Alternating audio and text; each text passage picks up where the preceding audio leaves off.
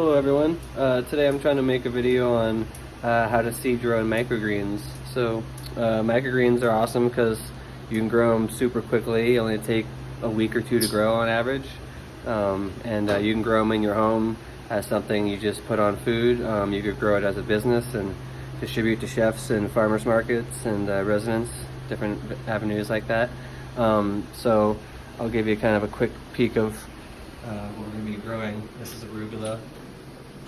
This takes about 9 days to grow, so I'm going to kind of give you guys a go around of, you know, everything you need to do one tray on your own. Let's see if I can set this up here. Got some greens in the background. So all my trays I use, they're called 10-20 trays. Let's see if I can set this up.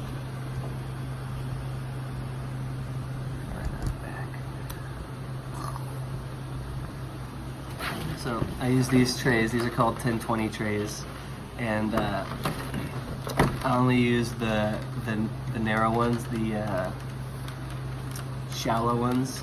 The normal ones you can get are like 2 inches, so that they're like that thick. I use the the shallow ones, just because I did from the beginning. It's how I like them. It just makes it easier. I feel like I'm using less soil, and it works, so I haven't changed it. So I have one that has holes, and the one underneath does not have holes. Okay, so this comes into when we do watering. I do all my watering from the bottom. So when there's stuff living up here, I just lift up the tray and put the water in, put it back down, and it'll soak up. So let's put some soil in this tray.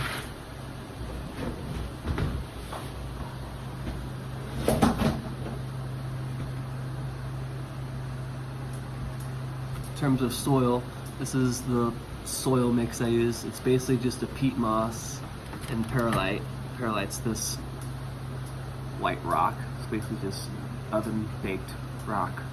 But this stuff, you can tell, is like super light. So you want something that's going to help the roots grow and not prohibit it. And you want something that's clean, especially if you're doing it as a business or whatever, because if you go get soil in your backyard or something and put it in a tray, it may work out, but it may lead to issues with mold and bugs or whatever else. Okay, so get my soil in here. Okay, shake it out and then spread the whole thing out evenly.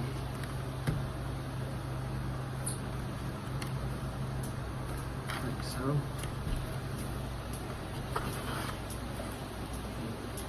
I also have my soil bin like right here underneath the table, so I'm always just wiping off extra in here. It's not making a huge mess. And then I normally what I do is I take one more tray, a bottom tray, and you want to compress the soil to make a nice flat surface. So some people use a piece of plywood, whatever. I just use this. I give it a nice little push.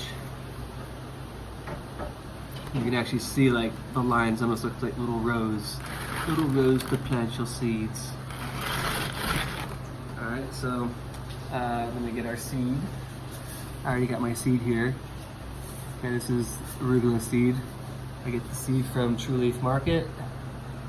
I weigh it out, so I get my 12 grams. That's what I do. Got my 12 grams. Yeah, getting sidetracked by making the video. I do a good bit of trays every week, so some people just use their little Mr. hand sprayer and they spray everything. It's really annoying. So I have a little water set up. I use this to keep all the water contained. Just wet down the soil.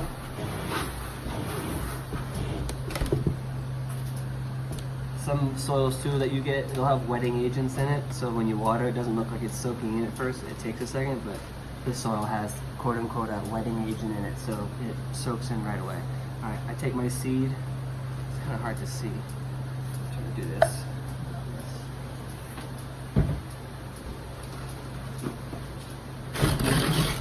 If I'm doing a lot of trays, I would keep this up here, but it's hard to see on the video, so I'm gonna do it this way. So you get your seed, and then I go around the outside of the tray first, and then around the whole thing. You don't need a lot of seed. You may want to just make sure you spread it all out as evenly as you can. If you get any clumping or stuff, that could lead to issues with seeds not germinating and dying off, and you get issues. So.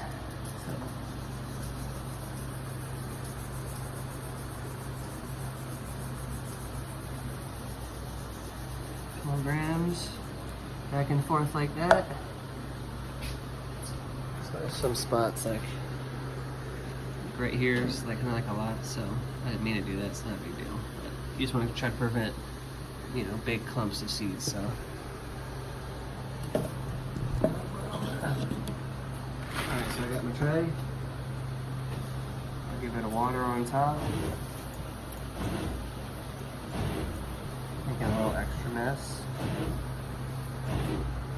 And when I do that, I squirt it with my extra secret solution.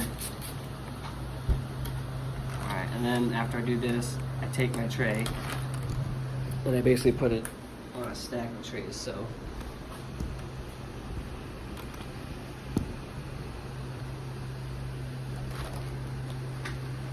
put it on there, and I take a tray,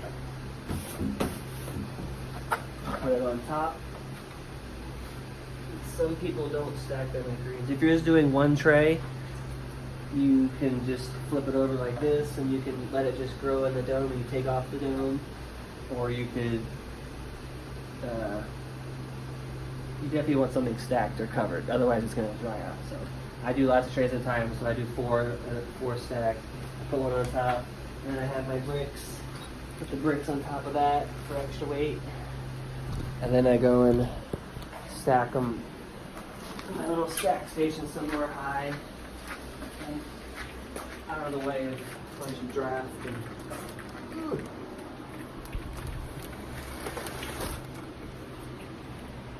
Alright, so that's how you do a tray of microgreens.